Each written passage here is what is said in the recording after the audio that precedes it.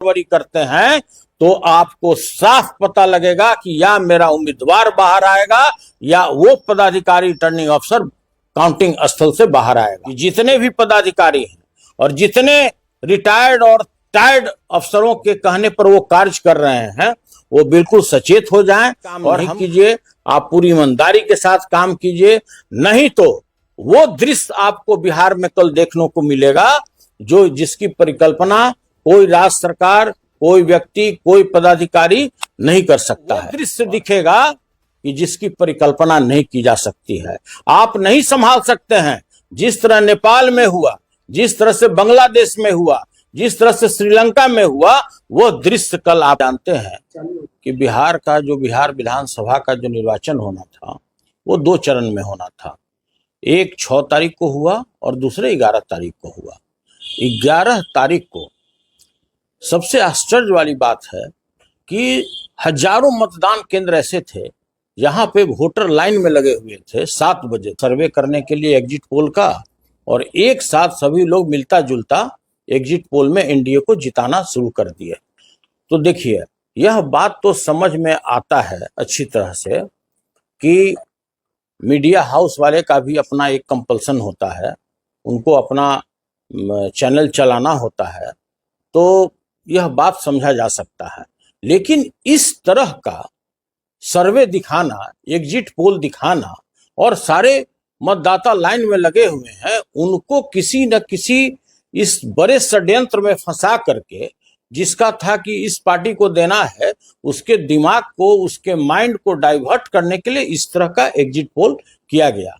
पहला तो ये सबसे बड़ी आपत्ति है। लेकिन चुनाव आयोग तो भाई अद्भुत है।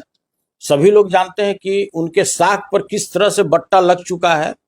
एसआईआर का मुद्दा हो या किसी भी प्रकार का मुद्दा हो, चुनाव आयोग तो कुछ सुनने के लिए तैयार नहीं है। अगर माननीय सर्वोच्च न्यायालय का हस्तक्षेप नहीं होता, उनका ऑर्डर नहीं होता, तो एसआईआर के आड़ में न जाने ये कितने कुकर्म किए होते। तो देखिए, इस पर भी मेरा कोई बहस नहीं है। सबसे बड़ी बात है कि टोटल 7 करोड़ 45 लाख वोटर थे। अगर 66.91% अगर वोट हुआ तो 4 करोड़ 98 लाख वोट पोल हुआ।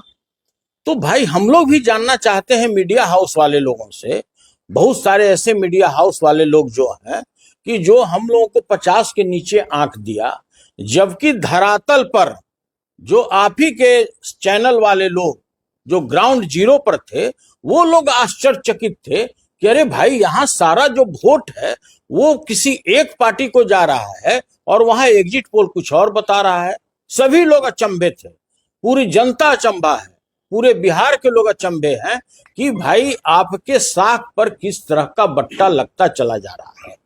सबसे बड़ी बात है कि जिस तरह से महागठबंधन के जो लीडर आदरणीय तेजस्वी प्रसाद यादव जी का जो मुहिम था कि हम प्रत्येक घर में सरकारी नौकरी देंगे, 14 जनवरी मकर संक्रांति के दिन राज्य के प्रत्येक महिलाओं को हम 30,000 रुपया उनके खाते में देंगे, किसानों के बारे में, टोटल युवाओं के बारे में हम पलायन रोकेंगे, हम किस तरह से रोजगार देंगे, जो उनका विजन था यह साफ हर एक पंचायत में दिख रहा था, हर एक पोलिंग बूथ पे दिख रहा था कि किस तरह से युवा लोग उत्साहित होकर के टोटल वोट दिए चले जा रहे थे। फिर भी यह संविधान के साथ खिलवाड़ है। यह जिस तरह से उन लोगों ने इस तरह एग्जिट पोल कराया, ये बहुत बड़ी साजिश है और हम सभी लोगों को सचेत करना चाहते हैं कि जिस तरह से प्रत्येक काउंटिंग के दिन षड्यंत्र रचा जा रहा है कि कुछ न कुछ गड़बड़ी करेंगे ईवीएम में, तो हम सभी लोगों को सचेत कर देना चाहते हैं।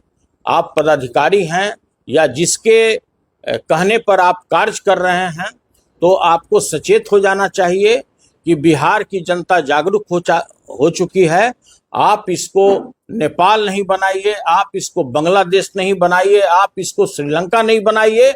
अगर आप वर्ष 2020 की तरह जिसने आपने गड़बड़ी किया, नालंदा जिले में जिस तरह से हिलसा में मेरे कैंडिडेट को हराया गया, जिस तरह से गोपालगंज में भोरे के कैंडिडेट को हराया गया, अगर आप इस तरह की कोई भी तरह का आप गड़बड़ी करते हैं तो आपको साफ पता लगेगा कि या मेरा उम्मीदवार बाहर आएगा या वो पदाधिकारी रिटर्निंग अफसर काउंटिंग स्थल से बाहर आएगा। तो हम यह बात आप लोगों को बड़ी विनम्रता के साथ कहना चाहते हैं कि जितने भी पदाधिकारी हैं और जितने रिटायर्ड और टायर्ड अफसरों के कहने पर वो कार्य कर रहे हैं वो बिल्कुल सचेत हो जाएं।